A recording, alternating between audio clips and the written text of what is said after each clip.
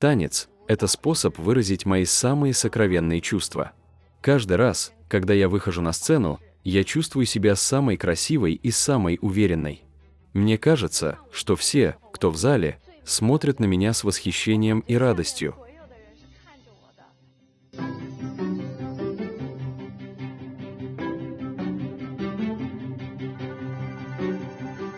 Будучи композитором, чтобы создать новое произведение, нужно найти хорошую тему. Она должна тронуть меня. Если она меня не трогает, я не берусь за работу. Без вдохновения не получается.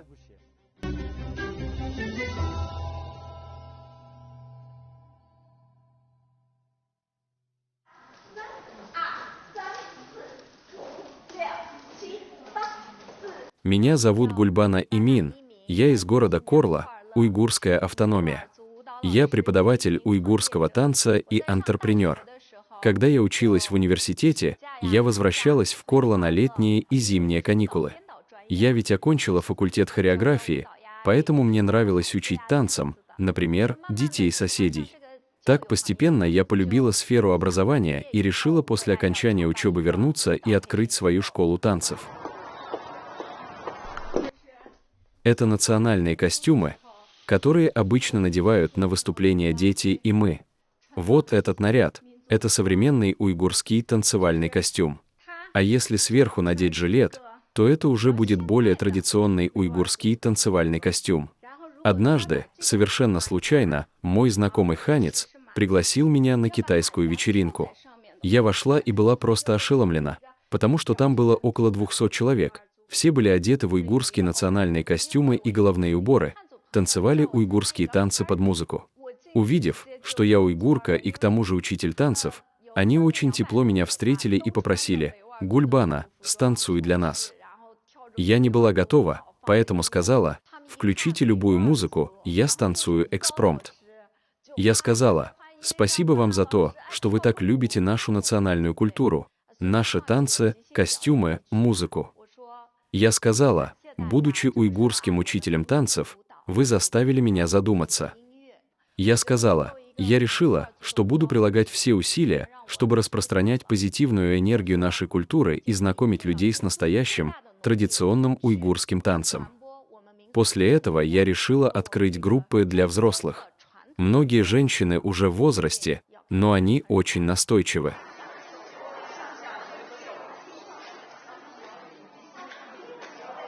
Я говорю: «Давайте отдохнем», а они все равно продолжают тренироваться. Они очень любят наши уйгурские танцы. Они считают, что это хороший способ поддерживать физическую форму, и во время тренировок они получают удовольствие и становятся красивее.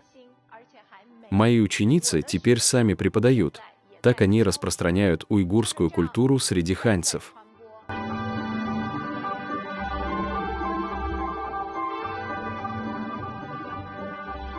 Та вечеринка помогла мне по-настоящему осознать, что национальная культура, особенно танец и музыка, не знает границ и национальностей. Если тебе что-то нравится, если ты видишь красоту танца, тебе уже все равно, какого он происхождения. Это просто распространение красоты. Музыка тоже очень зажигательная, она вызывает желание пуститься в пляс. Особенно очарование уйгурского танца. Именно это я для себя по-настоящему открыла в тот день.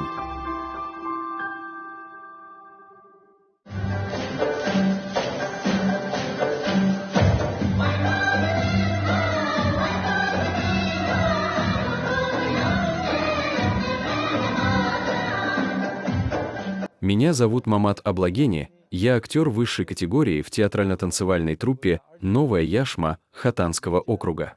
В настоящее время я в основном отвечаю за качество и структуру программы. Эта труппа была основана в 1957 году. В 1965 году к нам присоединились родственники из Центральной Азии. И они дали нам очень красивое имя – театрально-танцевальная труппа «Яшма». Изначально строительство этого театра началось, когда провинция Чжэцзян оказывала помощь Хотану. Затем, помню, в 2010 году, когда Пекин помогал Хотану, все было достроено при участии Пекина. Я до сих пор считаю, что наши условия работы в уйгурской автономии одни из лучших в стране. И коллектив у нас очень творческий, старается показать лучше каждый танец, каждое движение. Очень тщательно репетирует, чтобы на концертах все выглядело безупречно. Одним словом, с душой. Вы в середине, послушайте. В части «Дядя Мехмед приходит», то есть в первой половине песни вам нужно лучше синхронизироваться с крайними, следите за ритмом и рядом танцующими партнерами.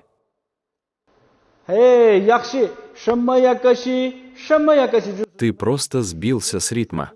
В этом месте твои руки не двигались вместе с ногами и туловищем. Тебе нужно показать себя с лучшей стороны. Ты можешь. Обрати на это внимание за кулисами. Понятно? Тогда на сегодня все. Репетиция окончена. Спасибо.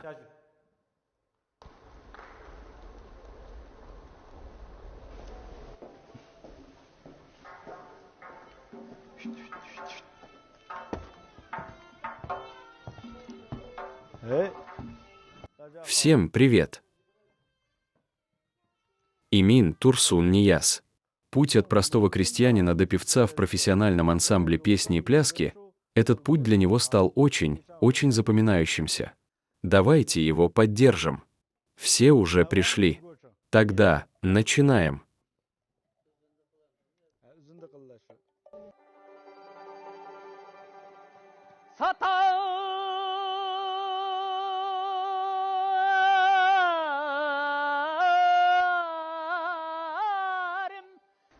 Однажды, когда я поехал на выступление в деревню, там был один крестьянин, он привел с собой паренька, который выглядел очень скромно. Он спросил, какие песни ты поешь? Тот ответил, я спою вам отрывок из Мукама. Он запел и сразу же взял высокую ноту соль. Я услышал это и понял, нота соль в верхнем регистре — это очень высоко для мужского голоса. Я запомнил его имя, спросил, чем ты занимаешься? Он сказал, я крестьянин. Тогда я вернулся и доложил руководству ансамбля. После того, как я доложил, они пригласили его, чтобы послушать его голос. Когда он приехал, все были в сборе, коллеги устроили прослушку, и все были согласны, что его голос просто прекрасен для непрофессионала, и его специально приняли в наш коллектив, добавив в штатное расписание с последующим обучением.